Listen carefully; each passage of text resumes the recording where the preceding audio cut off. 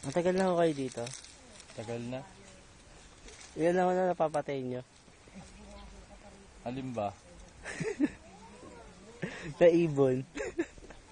Hindi ko na mabilang eh.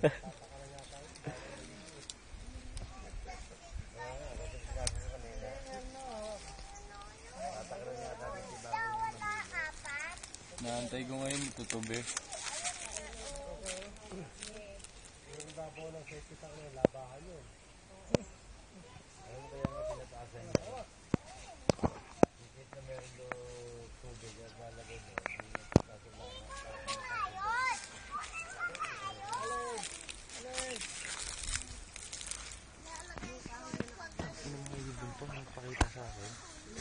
Mainit pa eh. Yan. Yosef.